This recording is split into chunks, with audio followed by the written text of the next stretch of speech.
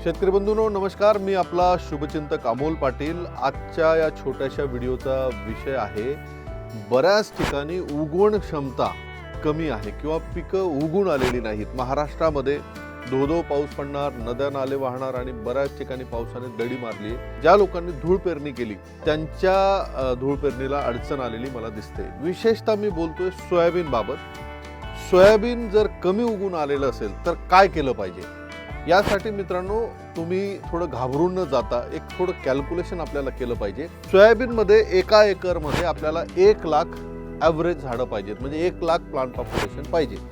Maximum आपल्याला 1.5 लाख झाडांची संख्या पाहिजे, रोपांची संख्या पाहिजे। याच्यासाठी ज्या शेतकरी बांधवांना असं वाटतं की माझ्या शेतामध्ये सोयाबीनची उगवण कमी झालेली आहे, त्यांनी 10 बाय 10 स्क्वेअर फूटची जागा मोजून घ्यावी, म्हणजे त्याच्या चारही बाजू 10 फूट असतील, ती मोजून घ्यावी आणि त्या 10 बाय 10 स्क्वेअर फूट मध्ये रोपांची संख्या किती आहे एवढं फक्त बघावं। एका स्क्वेअर फूट मध्ये आपल्याला 3 झाडं सोयाबीनची पाहिजे, 3 रोपं कमीत कमी पाहिजे।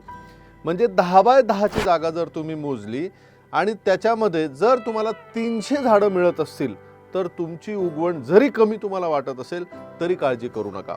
100 स्क्वेअर फुटामध्ये 300 झाडं सोयाबीनची जर तुम्हाला मिळत असतील तर तुमची रोपांची संख्या अतिशय व्यवस्थित आहे, काळजी करू नका। त्या ठिकाणी आपल्याला नवीन पीक पेरण्याची किंवा मोडण्याची अजिबात आवश्यकता नाही। आणि जर 10 बाय 10 स्क्वेअर फूट जागा मोजल्यानंतर आपल्या अशा लक्षात आलं, ज्या शेतकऱ्यांचं क्षेत्र मोठं आहे त्यांनी समजा 5 एकरचा जर आपला एक तुकडा असेल तर त्यांनी 10 बाय 10चं 2 किंवा 3 ठिकाणी मोजणी करून घ्यावी, म्हणजे 10 बाय 10चा तुकडा 2-3 ठिकाणी मोजावा आणि त्याच्यामध्ये रोपांची संख्या प्रति स्क्वेअर फूट 3, म्हणजे 10 बाय 10 मध्ये 300 येते का याची खात्री करावी। ते जर होत असेल तर मोडण्याची अजिबात आवश्यकता नाही।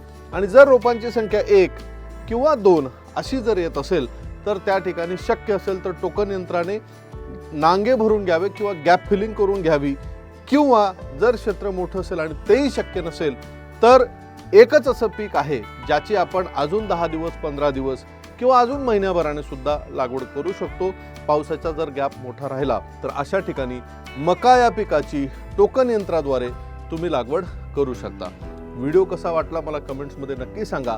आणि तुम्ही मोजणी जर केली असेल, ज्या शेतकऱ्यांची उगवण क्षमता कमी असेल, तुम्ही जर मोजणी केली असेल तर 10 बाय 10 स्क्वेअर फुटामध्ये तुमच्या शेतात किती सोयाबीनच्या रोपांची संख्या आहे ते सुद्धा मला कमेंट्समध्ये नक्की सांगा।